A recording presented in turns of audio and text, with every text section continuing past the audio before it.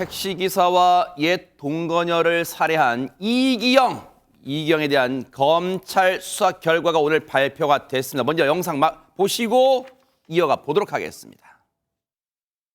대검 통합심리 분석으로 피고인이 반사회적 성향의 사이코패스로서 재범 위험성이 높다는 점을 확인하였습니다. 통합심리 분석 결과에 의하면 피고인은 자기중심성, 반사회성이 특징이고 본인의 이득이나 순간적 욕구에 따라 즉흥적이고 이기적으로 행동하는 경우가 많으며 감정 및 충동 조절 능력이 부족한 것으로 확인되었습니다. 범행을 입증할 객관적 증거가 확보되었지만 경찰과 협력하여 피해자의 시신을 찾기 위한 노력도 계속할 예정입니다. 자, 일단 저희가 하나씩 짚어보겠습니다. 일단 눈에 띄는 대목은 이수정 교수님, 이기영에 대해서 지금 사이코패스 성향이 나왔다는 거네요. 네, 지금 이제 검찰에서 기소 전에 네.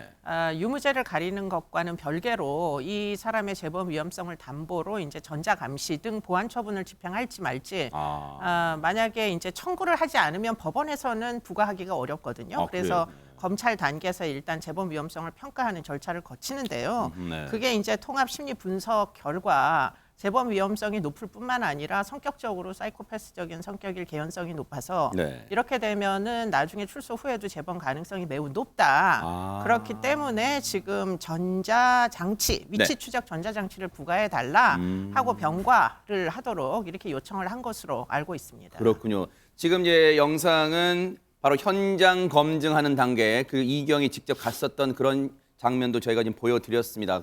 그런데 오늘 검찰 수사 결과 발표를 보면 허주연 변호사님, 혐의가 추가됐다는 얘기가 나와요. 지금 굉장히 적용된 혐의가 많습니다. 아하. 검찰 수사로도 밝혀진 부분도 있는데요. 네.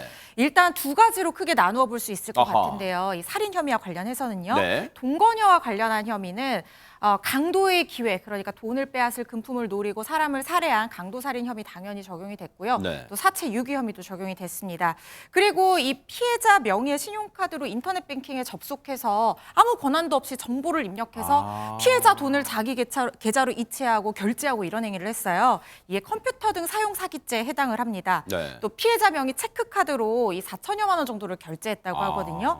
이거는 사기죄, 또 여신 전문 금융업법 위반에 해당할 수 있고요. 네. 또 이 지인들에게 휴대폰이나 노트북 이런 걸 이용해서 문자도 90번 넘게 보냈다고 하는데 정보통신망법 위반 혐의 적용이 됐습니다. 네. 그리고 또 피해자 명의 아파트를 빼돌리기 위해서 피해자 그 문서 위조를 한 부분이 있어요. 아하. 그래서 이 사무소 위조 혐의도 추가가 됐고요. 진짜 많네요. 어허. 네, 맞습니다. 그리고 택시기사 관련 혐의에 가장 눈에 띄는 부분은 보복살인 혐의가 적용이 됐습니다. 아하. 그러니까 음주운전 지금 누범 기간이었잖아요. 그래서 네네. 만약에 이걸 신고를 하게 되면은 실형을 예상할 수 있는 상황이었어요. 그래서 이거를 은폐하기 위한 목적으로 택시기사를 살해했다라고 봐서 보복살인 혐의 추가가 됐고요. 사체 은닉 혐의도 추가가 됐고요. 네.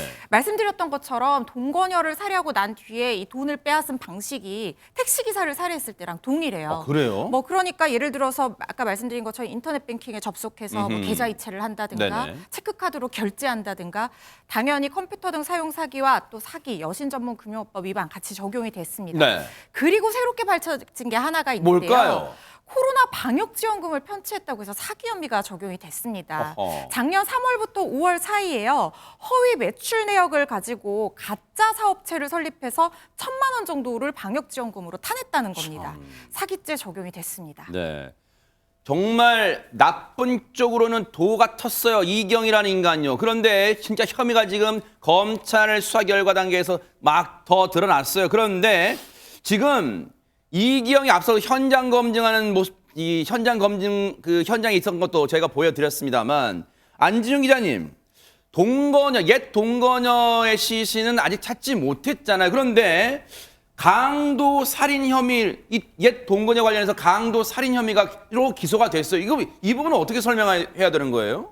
크게 볼 때 세 가지 정황 증거를 채택했다고 볼 수 있는데요. 첫 번째는요, 이 이기영의 동거녀 살해 전후 인터넷 검색 기록입니다. 일단 독극물 관련 내용을 수차례 검색을 했고요. 또 동거녀의 휴대전화 잠금 해제 방법도 수차례 검색했습니다. 세상에. 단 실제로 독극물을 구입한 사실은 없었던 것으로 전해졌고요. 네. 자, 그리고 동거녀 살해 후에는 인터넷에 이번엔 파주 변사체, 세상에. 공릉천 물 흐름 방향 어머. 등을 검색했습니다. 결국 네. 자신이 시신을 유기한 장소를 검색하면서 발견 여부를 알아보려고 했던 것으로 보이고요. 그리고 두 번째는 강도 살인 및 사체 유기입니다. 어허. 둔기로 동거녀의 머리 부위를 10회가량 때려서 잔인한 방법으로 살해를 했고요. 와. 동거녀 사체를 공릉천 일대 유기를 했죠. 그렇게 본인이 얘기를 했기 때문에 지금 사체를 찾기 위해 나선 겁니다.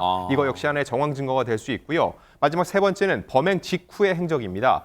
일단 동거녀의 휴대폰, 신용카드, 예금 등을 모두 탈출했는데 인터넷 뱅킹을 통해서 36차례에 걸쳐서 3,930만 원을 자신의 계좌로 이체했고 동거녀의 카드로 95차례에 걸쳐서 4,193만 원을 사용했습니다. 네. 이런 것들을 총 정리해 봤을 때 검찰은 이기영이 동거녀의 재산을 노린 계획 살인임을 규정한 겁니다. 그런데요, 일단 이 옛 동거녀 관련해서는 시신은 발견되지 못했지만 강도 살인 혐의로 기소를 했어요. 그러면 이수정 교수님, 네. 현장 검증에 이기영이 직접 가서도 자기가 그 영상 보면 이렇게 포승지를 묶인 채 여기저기를 가리키는 그런 장면이 나오잖아요. 지금 그런데도 이기영이 가리킨 곳을 이 굴착기를 동원해서 파봤지만 시신은 안 나왔단 말이에요. 혹시 경찰을 농락하는 겁니까? 아니면 이기영 본인이 기억에 지금 가물가물한 걸 이거 어떻게 봐야 됩니까, 이걸?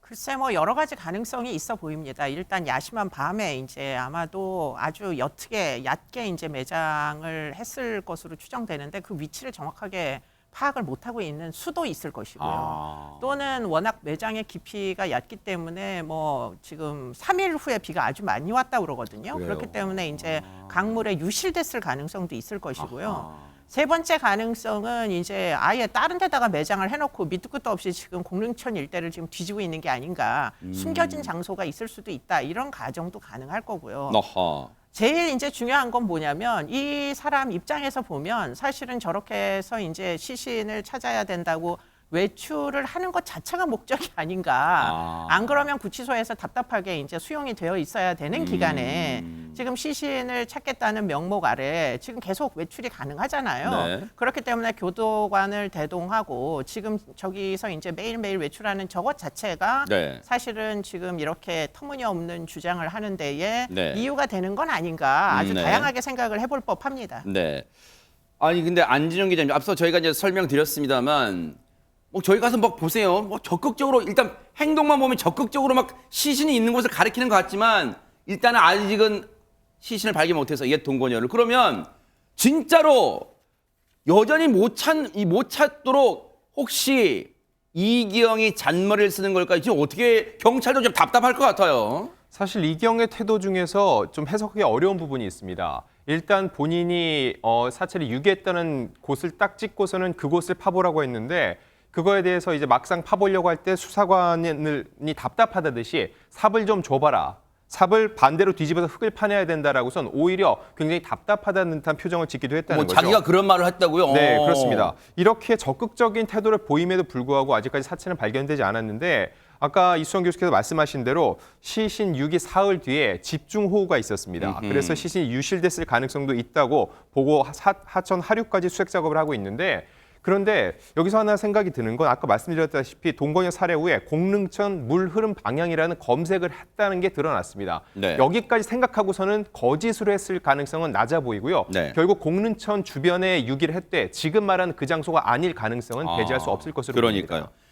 자, 이런 가운데 허주연 변호사님, 택시기사 살해 혐의 관련해서는 이번 검찰 수사에서 새롭게 보강된 내용들이 좀 나온 것 같아요. 좀 그거 좀 설명 좀 해주세요. 네, 일단 지금 새롭게 나온 내용은요. 기존의 보도에 따르면 이기영이 택시기사의 휴대전화를 조작할 때 비밀번호를 어떻게 알아냈느냐. 궁금했잖아요, 진짜. 네, 이 부분에 대해서 뭐 수첩에 그려진 패턴을 보고 알아냈다고 진술을 해서 그랬다고 이렇게 알려졌었는데요. 사실 수첩에 그런 내용이 좀 조사를 해보니까 없었다고 합니다. 그래요? 그래서 이런 걸 보면은 지금 예측되기로는 혹시 택시기사가 살아있을 때 그 사람을 강압적인 상태에서 뭔가 반항을 억압 억압한 상태에서 비밀번호를 알아낸 것이 아니냐. 만약에 그렇다고 하면 이전 지금 동거녀를 살해하고 나서 금품을 어떻게 빼앗은 이런 과정들이 굉장히 유사하게 반복되고 있잖아요. 아하. 학습된 내용을 통해서 뭐 금품을 노리려고 고의로 이렇게 반항을 억압했다거나 살해했다거나 이런 고의성을 추단할 수 있는 대목이죠. 네. 그래서 이런 부분에 대한 수사가 부각이 됐다고 하고요. 그 지금 문제가 되는 점이 지금 동거녀의 어떤 살해 이후에 대한 학습 효과로 비슷한 형태로 범행을 했다는 점에서 이 내심의 의사인 고의성을 추단해볼 개연성이 충분하다고 생각합니다. 네. 지금 최명기 원장님이 혹시 보실 때는 이경의 머릿속에는 뭐가 있을까? 왜냐하면 애초에 택시기사의 수첩에서 휴대전화 잠금 패턴을 봤다는 지금 말도 안 돼. 왜냐하면 이 진술이 보도됐을 때 혹시라도 나쁜 이 악플러들 중에서는 왜 그런 걸 수첩에 적어놔서 뭐 그랬을까라는 생각도 했을 거란 말이에요. 왜 그러면 이경 씨 머릿속에 뭐가 있는 거예요 지금? 일단 이기영은 되게 사람들을 속이는 걸 재밌어합니다. 아하. 그렇기 때문에 이 말을 할 때 그냥 입에서 나오면은 마치 우리가 자판기에 누르면은 그 음료수가 나오잖아요. 비슷하게 누르면 그냥 말이 나옵니다. 아하. 그렇기 때문에 눌러서 말이 나와야 되는데 뭔가 그게 생각이 안 나면 그냥 입에서 계속 나오는 대로 말을 하는 거예요. 세상에. 그런데 보통 일상생활을 할 때 이기영은 입에서 말이 나오면은 그 주위에 있는 사람들은 다들 이상한 얘기 하지 마. 그런 무시했거든요. 네. 그리고 이기영의 입장에서는 지금 본인이 말이 한마디 한마디를 사람들이 다 믿어서 움직이는 게 굉장히 재밌고 좋을 거예요. 아하. 그래서 사실은 이 사건이 영화 암수살인과 굉장히 흡사하다고 말을 하시는 분이 많은데 어쨌든 검찰은 기소했으면 이기영을 다만 옛 동거녀 시신을 계속해서 찾고 있기 때문에 이것도 뉴스파이터가 계속해서 따라붙어 보도록 하겠습니다. 보고 계십니까? 대박 사건. 네, 안녕하십니까? 김명준입니다. 여러분과 함께하는 뉴스파이터. 다양한 소식과 뉴스를 보고 싶으시면 화면 오른쪽을 꾹 눌러 구독해 주시길 바랍니다. TV로도 유튜브로도 여러분께 한 발 더 다가가겠습니다. MBN 뉴스와 뉴스파이터를 사랑해 주셔서 고맙습니다.